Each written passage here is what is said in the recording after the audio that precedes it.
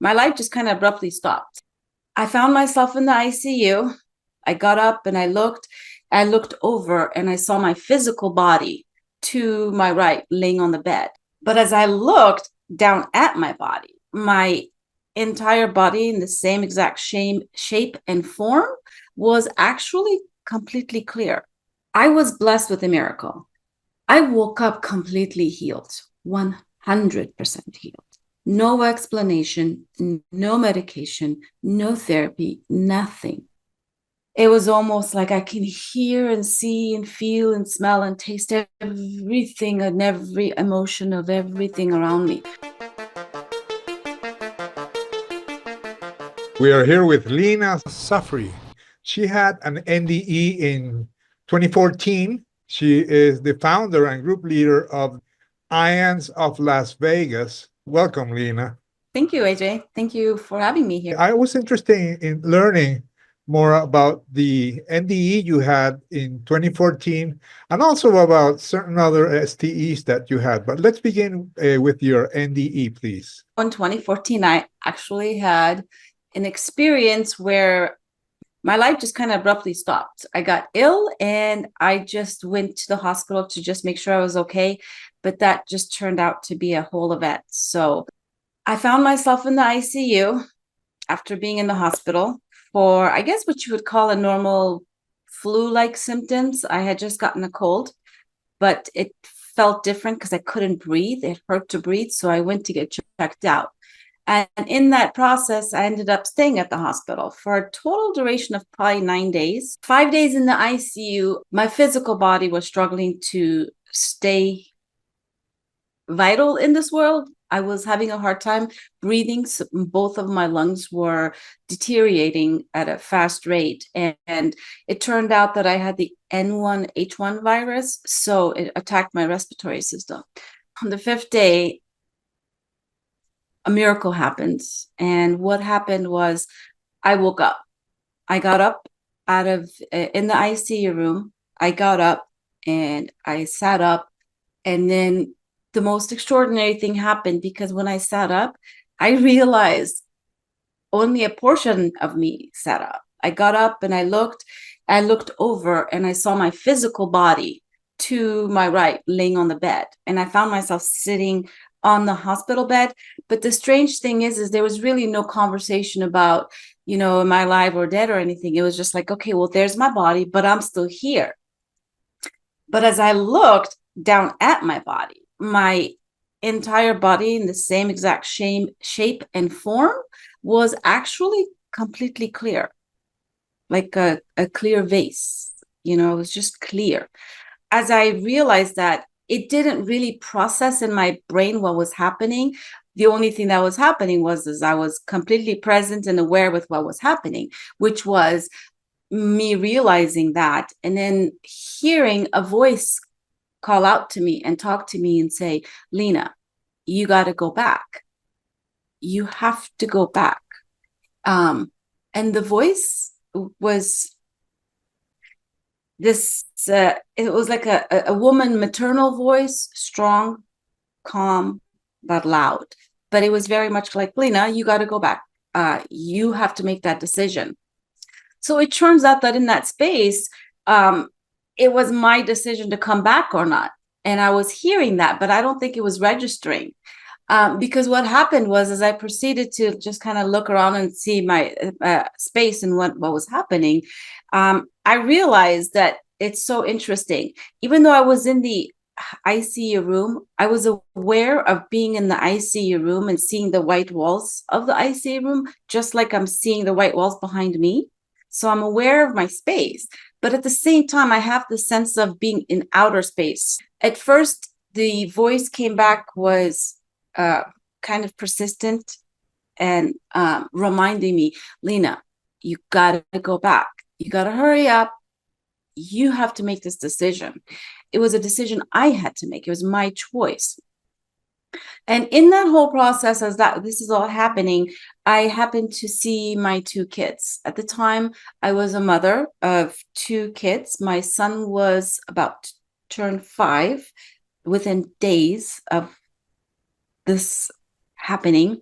And I had a 18-month-old daughter who I was also nursing. So my heart and my soul was yearning for them the entire 9 days I was in the hospital. All I wanted to do was just convince everybody I was okay to let me go home. My soul was worried about my kids.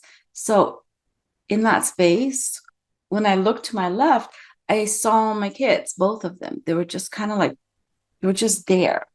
And it was almost like this light just beamed out of them and into the space. And it's hard to describe the emotion that was felt, because it was almost light got lighter, air got fresher. I was just, everything was clear, and all I wanted to do is just breathe them in. There was a sense of just utter joy and peace and calm. There was no need to go anywhere or be anywhere. It was just like, like the sun just came up, and there was that sense. So as I was reminiscing in that space and in that, feeling, I realized as I looked further back into the dark space there was actually a ton of people, quite a few people sitting, all facing me, but they were in the dark, so I couldn't see them. They were just like the shadow of them, like as if you were sitting there and I could just see your shadow, not your face, who you were, man, woman, or anything. I saw shadows. So as I looked further out, I saw the shadows, but I knew there were people I knew, and I knew that there were people here back home praying for me. I don't know how I knew that, but I knew that. So as I looked at each one that was sitting there praying, it was almost like my awareness and my sight, my vision, when I looked at them, they would rise up and they would just come closer to me. And as they got closer, I wouldn't see who they were. All I could see was that they were lights. They were a candle, and there was a light flame on top of them.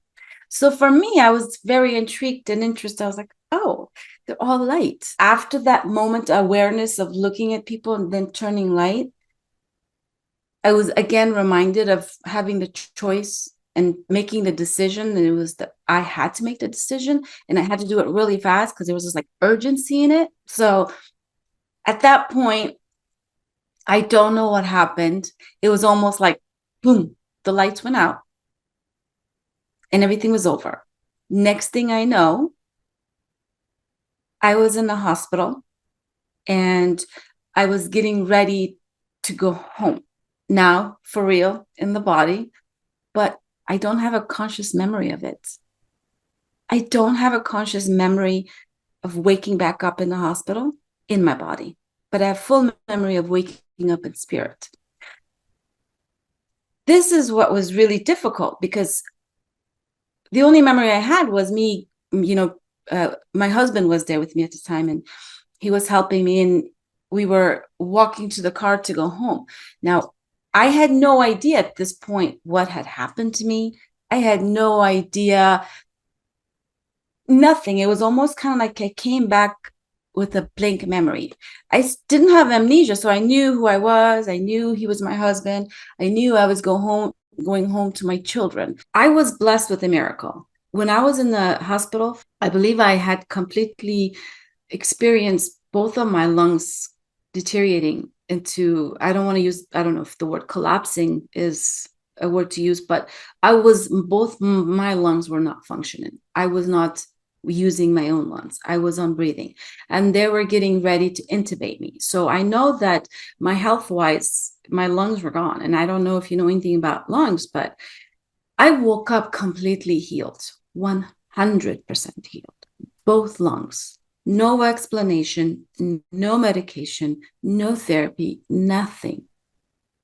So, and since then, I've had many other issues health-wise that has, happened and come as part of natural being human. And I've been able to heal myself instantaneously on many occasions. So all the work that I do has been trying to understand how I'm doing that to myself and how I can help others do that. So, after an experience like this, I don't know how to explain it to you, but you know, it's all about understanding and finding balance within myself and finding balance for my world around me. So everything that I do has that element of finding balance. And it's not easy, I can tell you that much. It changed the course of my life so profoundly, but without realizing why I was being changed. So I came back extremely changed and not knowing why I was changed and why I was different. I couldn't tell because I'd never heard of a near-death experience.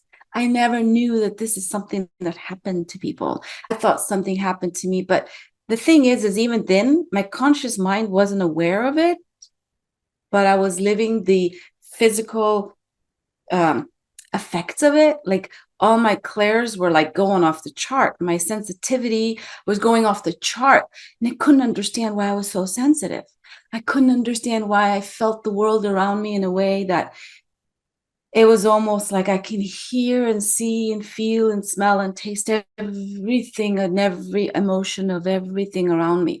But it was like it never made sense to me. So, of course, the universe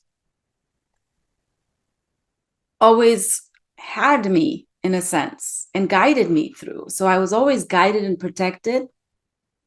But slowly I started to opening up the world to me. And I started to have some other profound experiences. I started to have other downloads and spiritual, just a lot of stuff happened to me. But 3 years later, I happened to go into a float tank. And in that float tank, I really had a complete opening and understanding. So a float tank is also called a sensory deprivation tank. And literally the day before I went to this experience, I learned about it. So I had no idea what I was getting into. On a family trip back to California, my cousins said, hey, we're going to treat you and take you to a float tank. It's really cool. I said, what is it? They said, it's a sensory deprivation tank. So I was like, okay, nothing made sense to me, but I went along with it. And basically what it is, wow, it's exactly what it says, sensory deprivation. It cuts off all your senses. So it's so pitch black inside the tank at this. So they have these like pods, egg pods, kind of like tanks or rooms where it's completely pitch black, but they have like maybe a foot and a half, 2 feet deep water. And the water is mixed with hundreds and hundreds of pounds of Epsom salt, which changes the velocity of the water. So the water almost becomes like gel-like, not gel, but it changes to where you don't sink in it, you float on it. So what happens is when you lay in the water and your body floats on top, it's almost like you're disconnected from Earth, but you're in space. So the water acts as this conduit of energy, right? So because I had no visual stimulation, I couldn't see, and it was completely sealed, so I couldn't hear anything outside. And the temperature was exactly like my body temperature, so I wasn't feeling any hot and cold. So what happened was it balanced my mind and my body, and it brought me into this complete, I don't know what you want to call it, but it took me into this incredibly deep meditative state. Were you lying down? Yeah, I was. And you know, it's interesting because when I went to this particular facility in San Diego, the room that I walked into was so scary, AJ. It was so scary. It scared I'm going to say it scared the shit out of me. I was terrified. I walked in and I was like, what am I doing? But something happened and I walked through my fear, but I did make a video. I don't know what inspired me to, but I made a video of the room I was in because it was just something it was just, I made a video to show where I stepped into. But anyways, when I stepped into it and I laid in the water and closed the door and everything was silent, quiet, what happened was I got into this incredible meditative state, which I wasn't aware of because I'd never meditated before in my life. Believe it or not, I would never, I was not a spiritual person in the spiritual world or sense. So I never read any spiritual books. I wasn't aware of spirituality. I wasn't aware of meditation or the word meditation. Chakras wasn't a foreign word to me, all of it. So I had no knowledge of anything going into the session. So the reason, because I didn't have the knowledge and what was spoken to me and what was gifted to me there, really changed me to my core. It did something to me, and it's taken me many years to unravel it and decode it. But that was the experience. Can you let us know what actually happened there? Because I understand that you met Jesus, Mohammed. You had a different experience, almost like an NDE, right? It's funny because I only learned I had an NDE in 2014 because of my STE in 2017.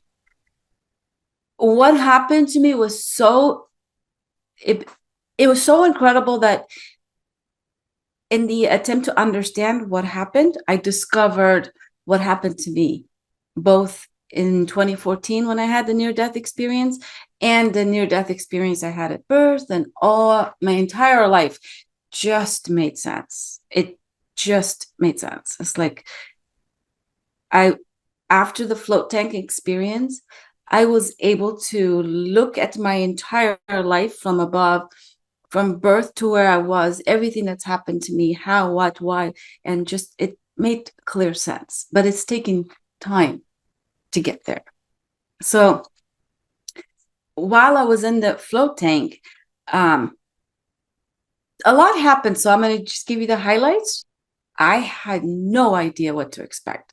So everything that happened, it was almost like I was watching it happen and I was feeling it happen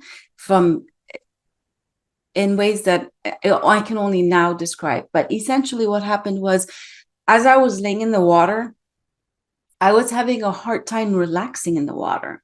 And all of a sudden, this voice started to talk to me. And it came, and it was very clear, it was very audible, and it just told me to relax. It said, relax. Take 3 deep breaths. And I was like, okay.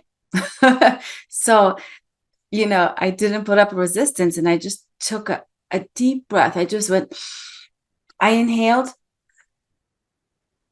And as I did that, it was almost like, I don't know if you've ever been in a pitch dark, pitch black room, but in a pitch black, dark room, when you open your eyes, it's almost like I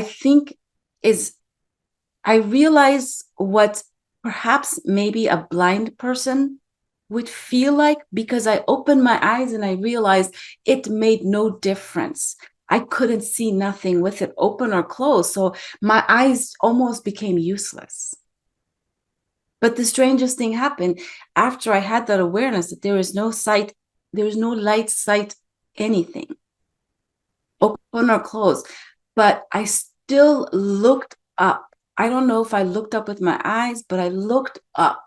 And I remember looking up, and as I looked up, I literally saw this beautiful cloud of white smoke ribbon. You know how, like, if you ever see smoke coming up the end of a cigarette, it has this beautiful lace pearl-like essence to it, and it just floats in the air. I mean, it's beautiful. I know it's toxic, but there's this beauty to the way it just comes out.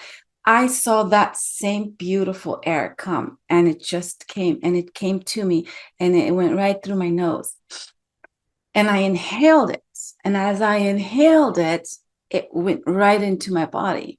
And then all of a sudden, it was almost like now the voice was having a conversation with me, but I wasn't sure if it was coming from the outside or from the inside. But essentially, the conversation was about my chakras. So this voice started to tell me, because I was having discomfort around my neck and I was fidgety in the water, I couldn't relax. The voice literally told me that those were my chakra centers. And as it said that, my conscious mind, Leena, this part of me, the awareness of me stopped for a second and said, what? What are chakras? What is that? I had no idea what a chakra was. And then the voice says, those are your energy centers. You have them all through your body.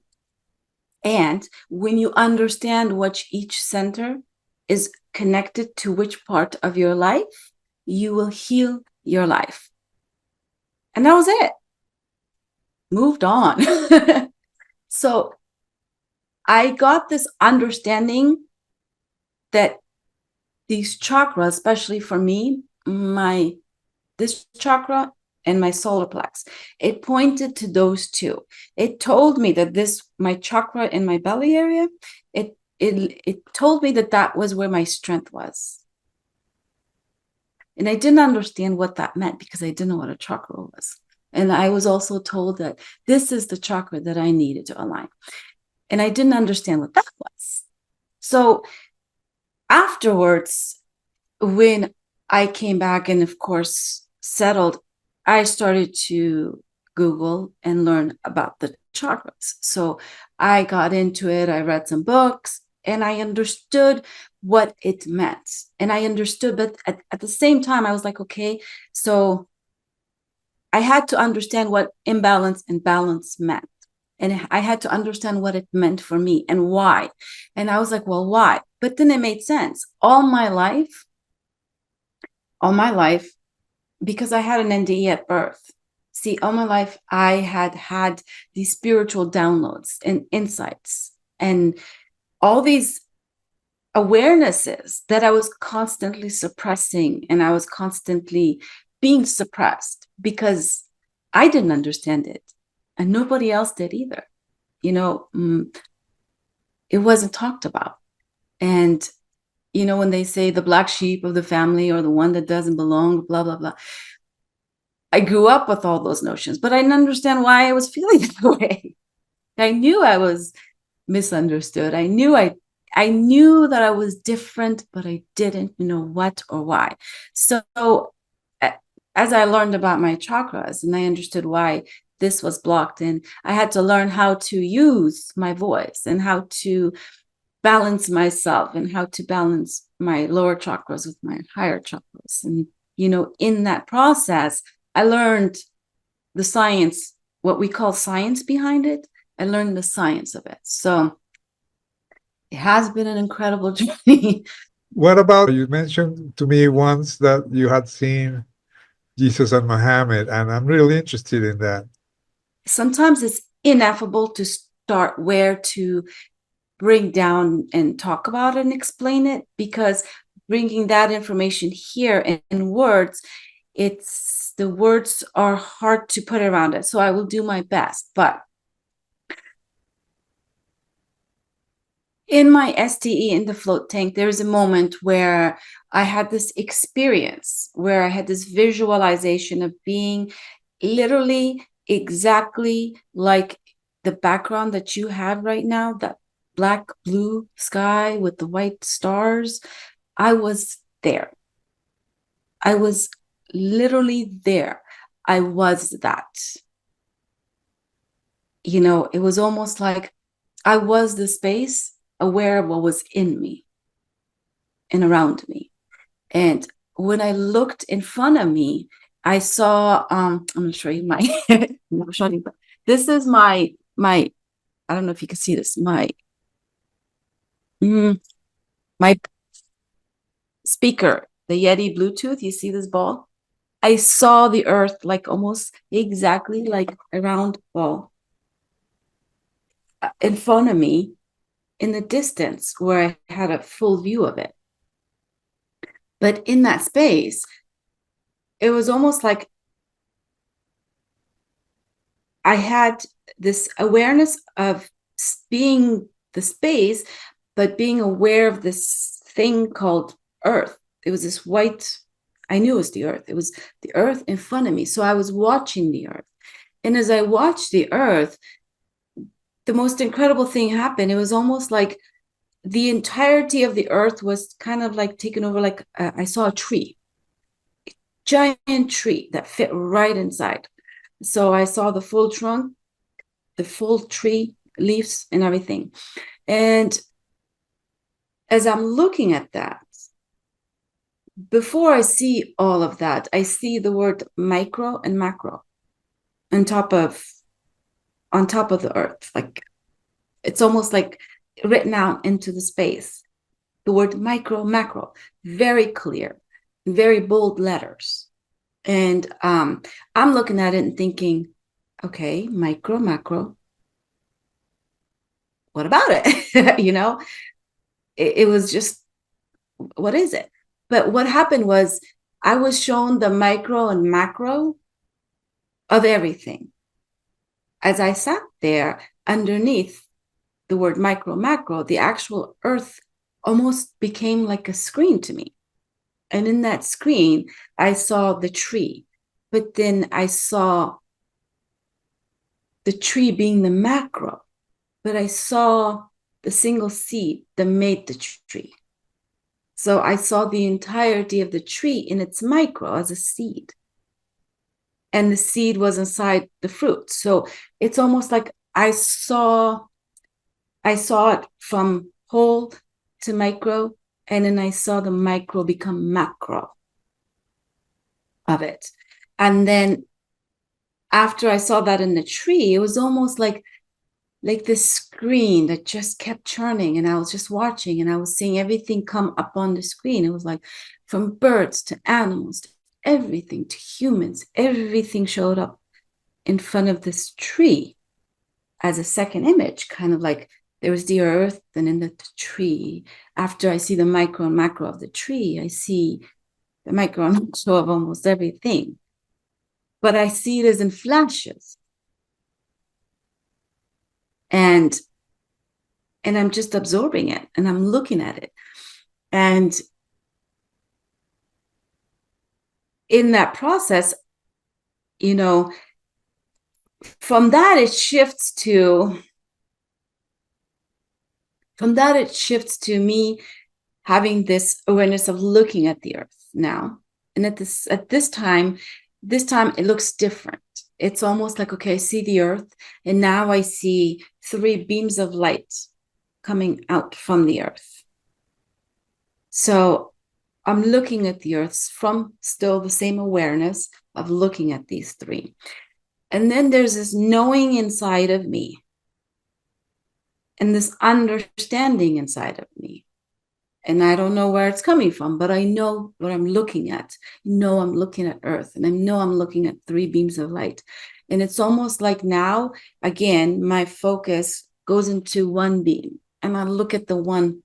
And as I look at it, I get closer to it. I realize within the beam, that is Prophet Muhammad.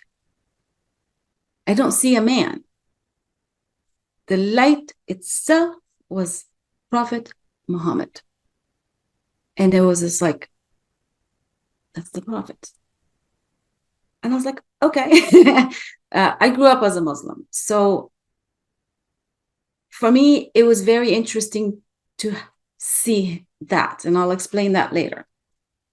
But as I looked over at the next slide, I realized that pillar, that light, that's Jesus Christ.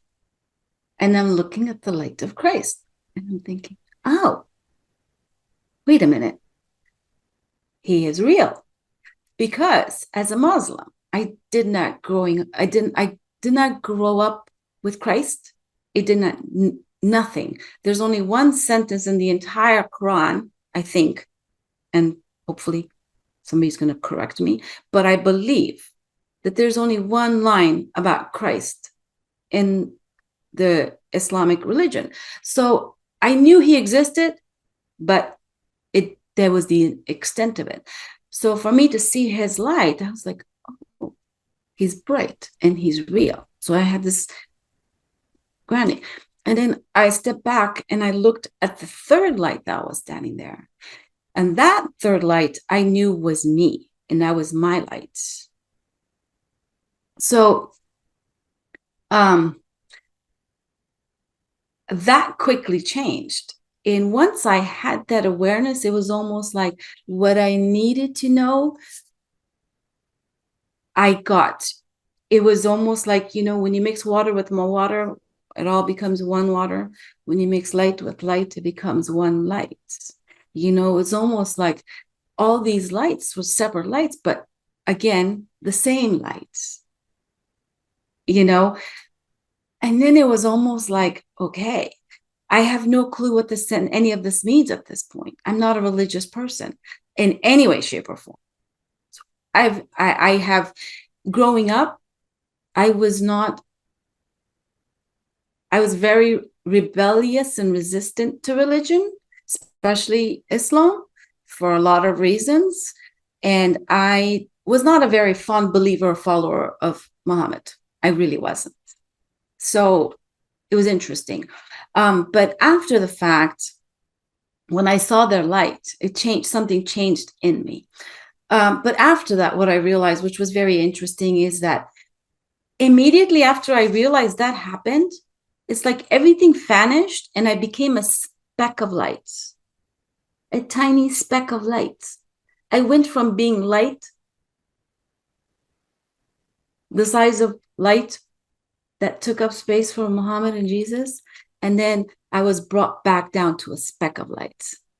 And in that speck of light, when I say speck, I'm talking, take one speck of light from this image behind you. I was that small of a speck.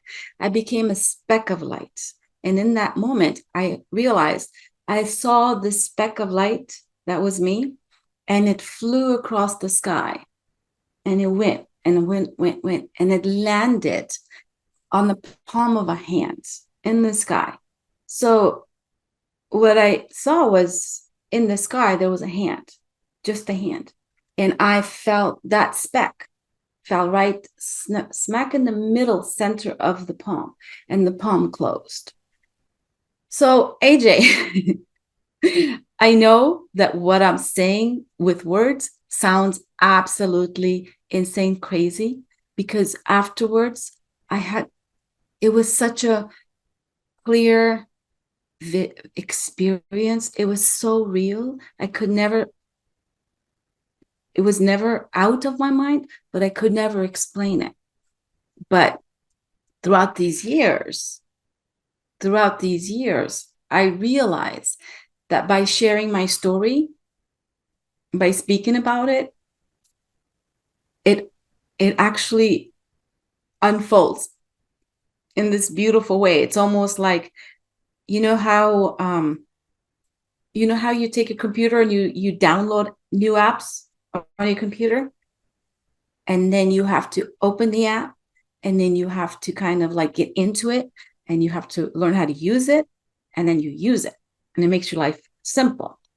Well, it's very interesting because we all are like that, but I was shown, for me, that that's exactly what happened to me. It's where in that space, I was downloaded with all these gifts, with all these apps, but it's taken me time and years to open up each one of these and to, from my human side, to open up and to connect the dots and make sense of the two worlds, and to bring meaning and integration and all that to it. You are presently a very spiritual person. You're also a bioacoustic researcher and practitioner. You are the founder and group leader of IANS of Las Vegas. You are a facilitator and moderator at IANS. And so how's your life now? Did this experience really transform you? And how did you get in contact with IANS? Wow. Great question. So, yes, I'm profoundly changed. And all the things that you listed that I do all those things, not to do all those things, but they're a natural byproduct of how I live my life and what I do.